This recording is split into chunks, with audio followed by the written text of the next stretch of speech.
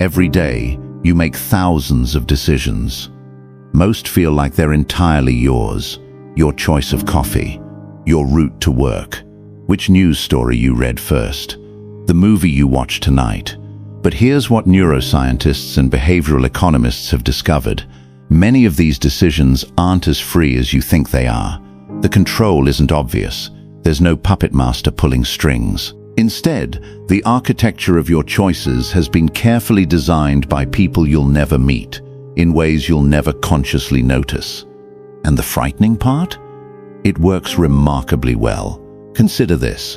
When you walk into a grocery store, the layout isn't random. Eye-level shelves display products with the highest profit margins. Milk sits at the back, forcing you to walk past hundreds of items you didn't intend to buy.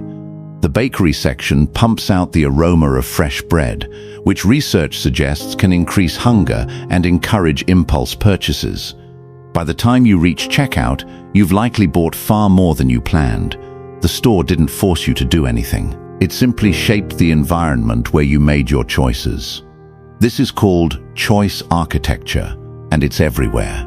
Your smartphone operates on the same principle. Most notifications, colors, and sounds have been deliberately engineered by teams of designers and psychologists. They're not trying to be evil. They're trying to maximize engagement. But engagement means keeping you scrolling when you meant to check the time. It means opening an app you didn't plan to use. It means spending 3 hours online when you intended to spend 30 minutes.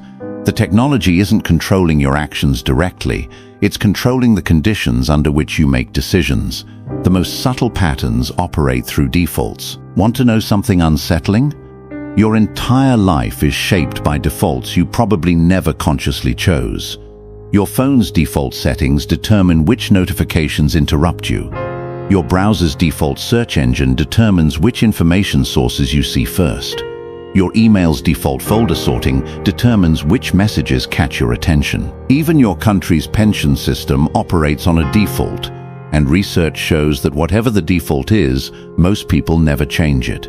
In one landmark study, researchers compared pension enrollment rates across countries with nearly identical economic systems. In one country, workers had to actively opt into retirement savings. Only 25% participated. In the neighboring country, workers were automatically enrolled but could opt out. Participation rose to 98%. The only difference? Which option required action? The same person, with the same financial goals, makes completely different decisions based on whether they have to choose or just accept the default. This reveals something profound about human psychology. We're not the rational decision makers we imagine ourselves to be. We're not carefully evaluating all options and selecting the best one. We're creatures of habit and inertia, and we're deeply influenced by how choices are presented to us. Consider the language used around decisions. A doctor might tell a patient that a surgery has a 90% survival rate or a 10% mortality rate. Statistically identical information, psychologically completely different.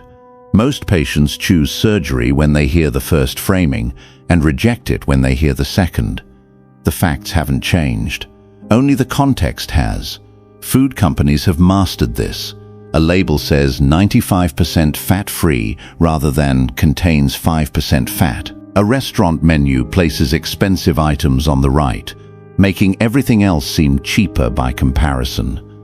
A bakery offers a value-size cupcake that's smaller than the original, making the standard size seem like a better deal. None of these tactics are illegal. None of them force you to buy anything. They simply nudge you in profitable directions.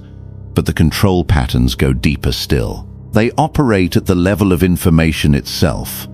Algorithms decide which news stories you see, which friends' posts appear in your feed, which products get recommended to you. Most people believe they're seeing a neutral representation of what's popular or important. In reality, they're seeing a carefully filtered version designed to maximize whatever metric the algorithm was built to optimize. Usually engagement, which often means outrage, conflict, or tribalism. What makes this concerning isn't necessarily malice. It's that the nudges work in the same direction. It's profitable for tech companies to keep you engaged. It's profitable for retailers to get you to spend more. It's profitable for credit card companies to make debt easier to access. Many of these systems nudge you slightly toward the same outcomes: spending more money, spending more time, taking on more risk.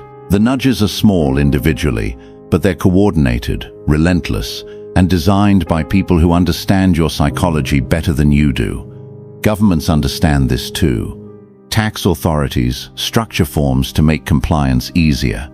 Public health campaigns use specific language to change behavior. Some countries have opt-out organ donation systems, and sure enough, they have far higher donation rates than opt-in systems. The state isn't forcing you to become an organ donor.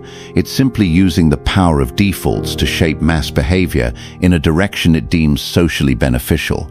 The question becomes, is this democracy or manipulation? If the state can nudge its citizens toward choices it prefers, at what point does nudging become controlling? Even more troubling is that these patterns often target people's vulnerabilities systematically. Gambling companies use near misses and variable reward scheduling that research shows activates the brain's dopamine system in ways that encourage continued play. Fast food restaurants have been shown to use salt, sugar, and fat combinations that appear to activate pleasure centers in the brain more intensely than whole foods. Predatory lending targets people in financial desperation. The architecture of these systems isn't neutral. It's optimized to overcome rational objections. The truly dangerous part is that none of this feels like control. You feel like you're choosing. You feel like you're in charge. And in a narrow sense, you are. No one physically forced you to do anything, but your freedom is exercised within boundaries you didn't set, according to options you didn't create, with information that was selected for you by people with different incentives than your own. This isn't new. Influence has always existed, but the scale and precision are unprecedented. Before, a single company could shape the choices of its customers. Now, a handful of tech platforms shape the choices of billions. Before, a manipulative tactic had to be individually applied. Now, algorithms can apply psychological nudges millions of times per second, testing and optimizing which versions work best. The path forward isn't rejecting influence entirely. That's impossible. Every environment influences us, but it involves awareness. Understanding that your choices aren't made in a vacuum. Recognizing that small environmental changes produce large behavioral shifts. Noticing when you're making a decision and asking yourself, did I choose this or was I nudged? It means being skeptical of defaults. Actively questioning the information you receive. Understanding how algorithms work. Reading the fine print. Recognizing that convenient options often serve someone else's interests, not yours. The greatest patterns of control operate invisibly, through architecture rather than authority, through nudges rather than rules. The first step toward actual freedom is seeing them clearly. Once you do, you can't unsee them. But at least you'll be choosing with open eyes.